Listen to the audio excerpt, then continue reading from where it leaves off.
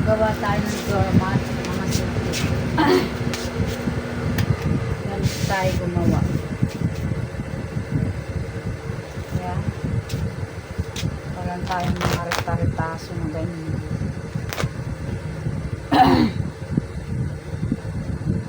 Kailangan may palaman para lagyan nyo muna ng tela dito sa mga gilid-gilid.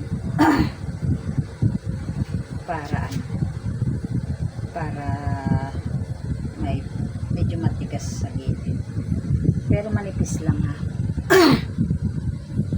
Pang ano lang kasi yan, pang patigas lang sa gilid yan. Yan. Mga rita-ritaso lang.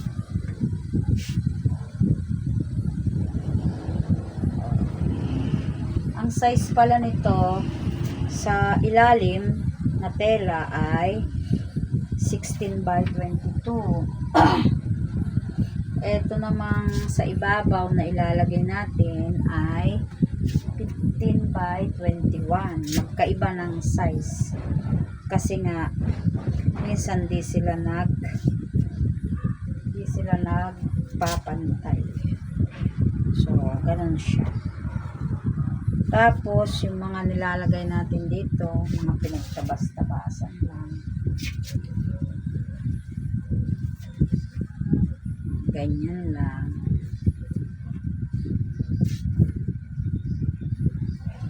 Oh. Mga rita-ritaso lang. Pwede rin mga lumang damit. Ganyan lang ako maggawa ng mga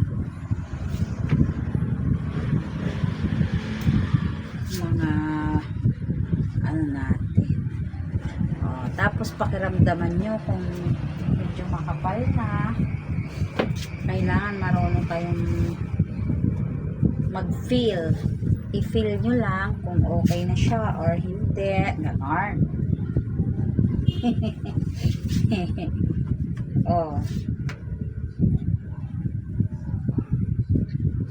Ganyan lang.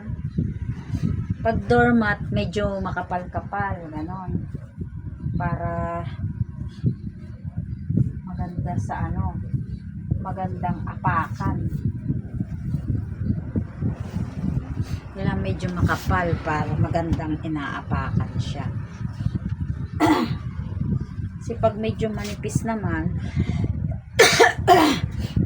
pangit naman. Kaya i-feel nyo kung okay na siya or hindi pa. Ganon. So pag okay na, pakiramdam ko ay okay naman na, lalagay na natin tong 15 by 21 na size. Itong tela natin, kailangan pag sa harapan buo o kaya pagdugtungin nyo na lang. Diba? Ganun lang. Tapos, ipitan nyo dito, lagyan ng ipit para hindi matapon. Nung una, hindi ako gumagawa nito kasi hindi ako marunong, until may napanood ako kung paano gawin. Nilalagyan niya din ng ipit. Sabi ko kasi sa mentor ko, paano gagawin yun? Tapos tatahiin na natin dito sa gilid-gilid. Okay, so paanda rin natin ang ating makina. Maingay na siya.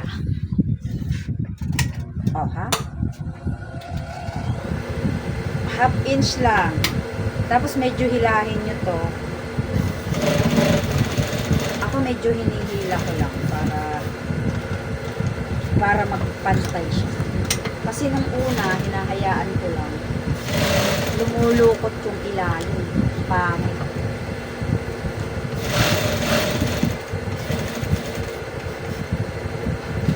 Tapos, papalitan nyo yung ngipin ng makina nyo.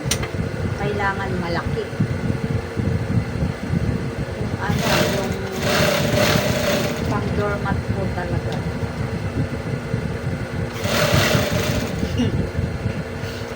Diba?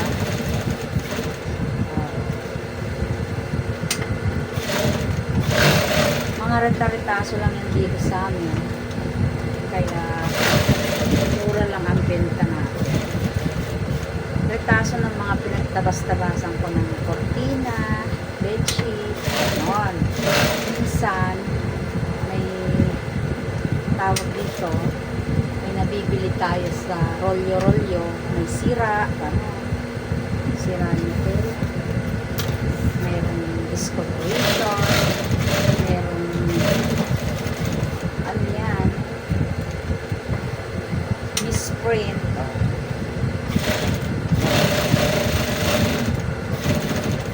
Uunatin nyo lang. Ganyan. Kunting hila dito, kunting hila dito sa ano, para lapat lang siya. Nung una kasi pangit ang pagkakagawa. Hanggang sa nakakabisado mo. Oh, naputol lang natin yan. Sinulit. Kung napansin nyo, malaki yung ano ko. Pinili ko yan ng 500.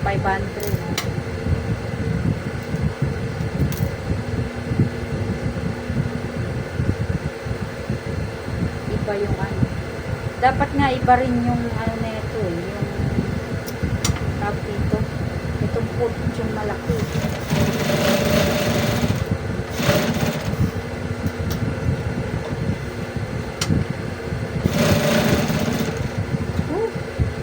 Puputol.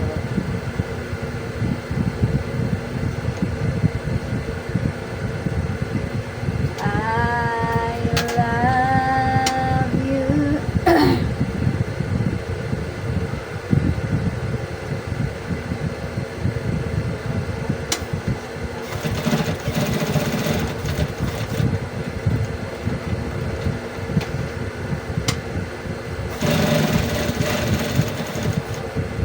Itong makina na to, pang doormat ko lang talaga.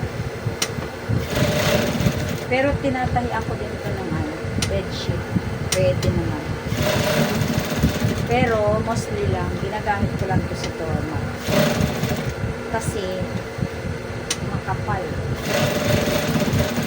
Oh, ha? Diretso dyan ito. Ay! Oh, diba? Maganda na siya. So, dito naman sa likod, tignan nyo. Oh, maganda rin. Press lang sila ng ano, no? Ng, hindi siya lukot dito. Pag medyo hinihila-hila nyo para point. Oh, diba?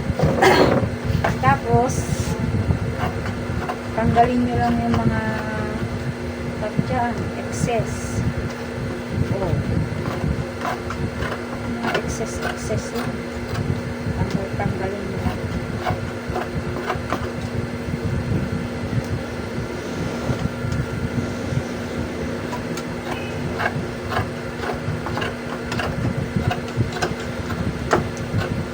Pero ako hindi ko na tinatanggal to.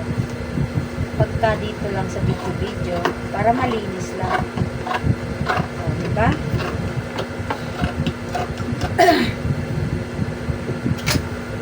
Ayan. Tapos, dito tayo magtatahi. Dito sa likod. Lagyan natin ng tahi.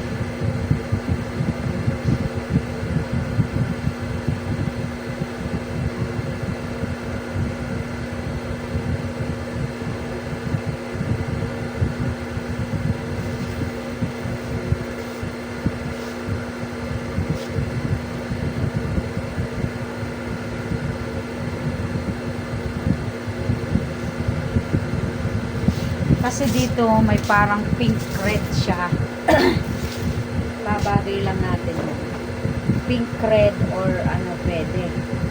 So, ito naman, ang tahi nito ay 3 inches to or 2.5. Naubo na ako guys. So, ganun lang. Tiklupan nyo dito. Yan. Tapos, 1/2 inch din dito.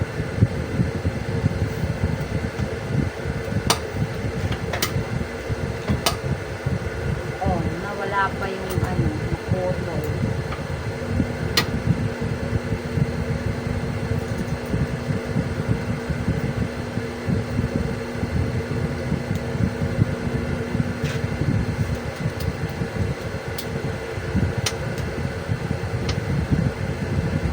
pwede naman, ganyan. Pops, yeah, may popcorn. Tapos, ito, tiklupan, half inch din. Ganyan. Oh, naputol guys.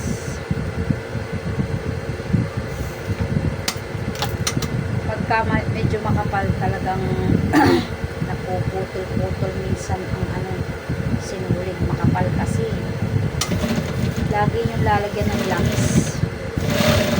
Ako ganun, everyday naman nilalagyan ng langis, kaya lang minsan sa sobrang dami na niyang tinatahi, natutuyo siya.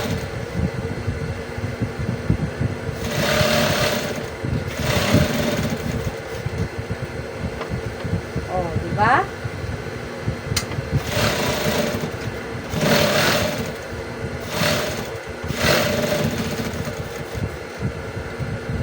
Doormat again.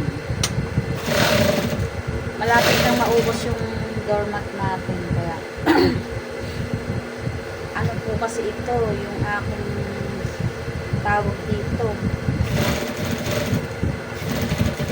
nire-replenish natin para maubos yung mga retaso, sayang, para maging pera din, kaya kailangan innovative kayo.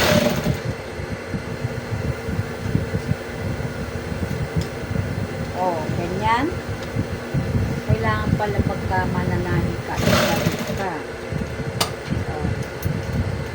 Next, babalik ka rin natin. Oh, diba? Ganyan lang. Madali lang maggawa ng ano po. Tiklopin mo lang.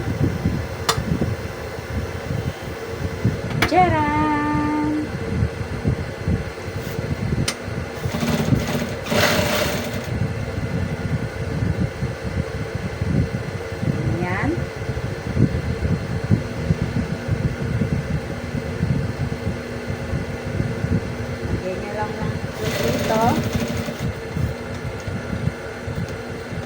Okay.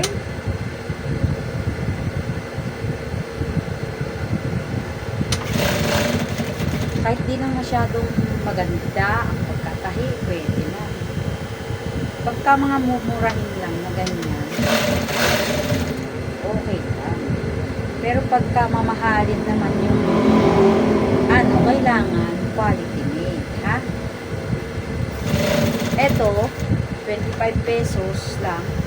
Pero, maganda na ang pagkakatahi niya. Talagang pulido na rin. Pinupulido ko na. Kasi ganun din naman. Para babalik-balikan ka ng customer mo. Pagka kasi maganda kang manahi, pulido, ganun. Hindi mo masyadong namadali, ganyan. Babalikan ka. Ako kasi ganun ako. yung hinahanap ko, yung balik-balik lang. Ako, kasi pag puro bago ang customer mo, hindi nila malalaman kung okay yung tahin mo. Oh. Yung mga dulo, pag medyo makapal, binabawasan ko, kaya dinugupitan ko po. Oh, tiyara! Okay, tapos na. Ay! Nagbusan pa ng sinulid.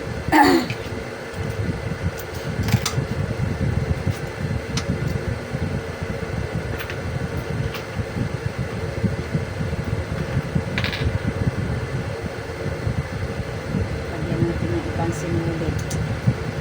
Kulay white lang po ang ginagamit natin lagi pagka mga doormat.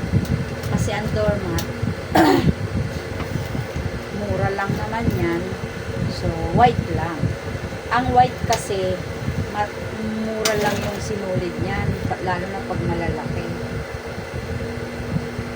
May mga white kasi na malalaki ang lalagyan ng sinulid.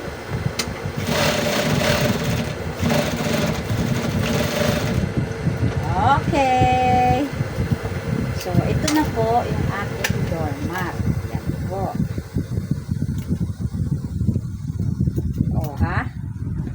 Tapos alisin nyo lang yung mga ano ng mga sinulit na ganyan para malinis siya tignan. O, kailangan walang makikitang kahit langgam yung customer. Ay, may langgam. Ay, ganon. So, hindi pwede yon.